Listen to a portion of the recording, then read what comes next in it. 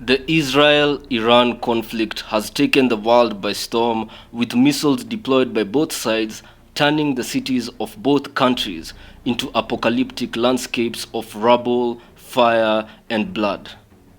At the time of this recording, Iran has suffered the deaths of at least 224 people, including the deaths of top military brass. 1,277 to 1,481 people have been hospitalized. Israel has suffered the deaths of at least 24 people since June 13th. 380 to 600 people have been injured. A conflict of this scale in the historically volatile region of the Middle East is unprecedented. Such a conflict will have adverse effects on the rest of the world. Of course, Kenya will not be spared in the fallout. In this video, we will explore the adverse effects of this conflict on our homeland of Kenya going forward.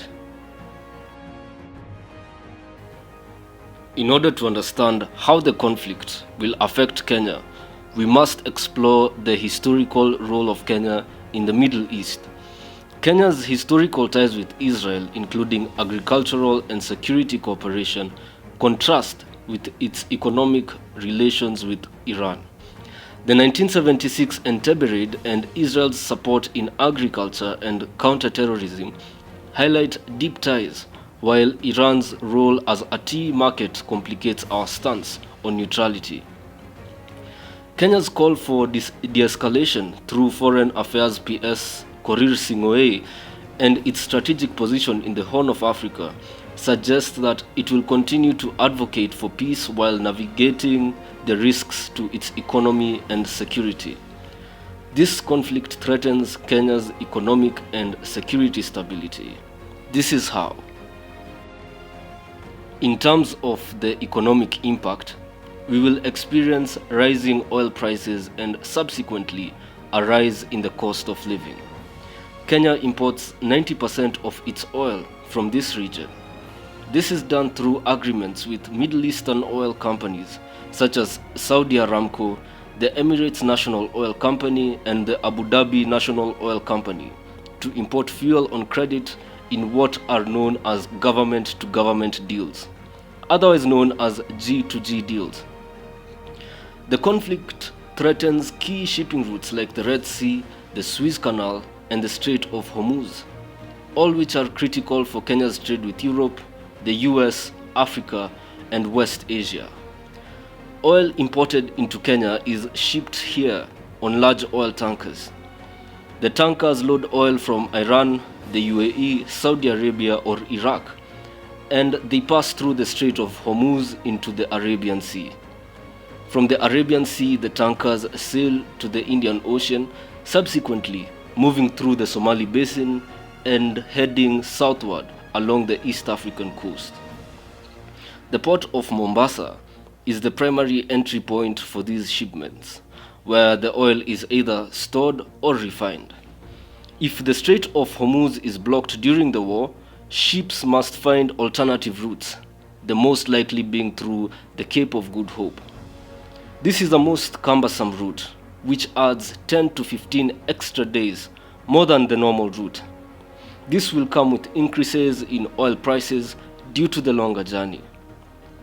Following current developments in the conflict, a spike in oil prices has been noted where Brent crude future contracts surged by over 10% on June 13th, reaching a high of $78 per barrel, before settling around $74 to $76 by June 15th.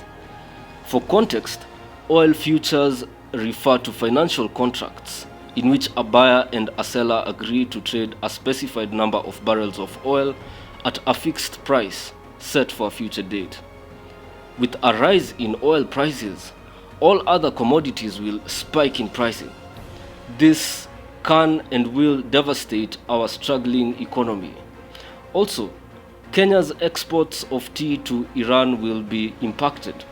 This is big business where our imports of tea to Iran were worth $44.78 million in 2023.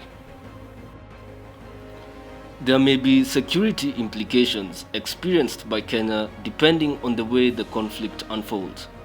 We could experience regional instability as the conflict could fuel arms trading, refugee flows, and instability in Eastern Africa. Kenya's proximity to conflict zones like Somalia, where Iranian-backed groups operate, may exacerbate the situation. Terrorism threats are a reality. Kenya works closely with Israel on security and intelligence. If Israel diverts resources to its own conflict, Kenyan anti-terror support could weaken with terror groups taking advantage of the situation. Kenya's historical support for Israel and its hosting of the US-Kenya anti-terrorism base at Manda Bay could make it a target for Iran's allies like Al-Shabaab. In fact, considering the Kenyan government's pro-Western stance, we could directly be drawn into the conflict in the long run. If the conflict widens into the Horn of Africa, Kenya, which hosts 500,000 plus refugees, may see new arrivals from affected regions. So, what should Kenya do in the wake of this war? 1. We should diversify our oil supplies, reducing reliance on the Middle East.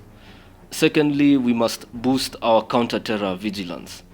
Thirdly, we must maintain neutral diplomacy to avoid economic fallout. While Kenya won't be a direct battleground, the economic shockwaves and security risks are a reality. Monitoring the situation closely is crucial to our survival.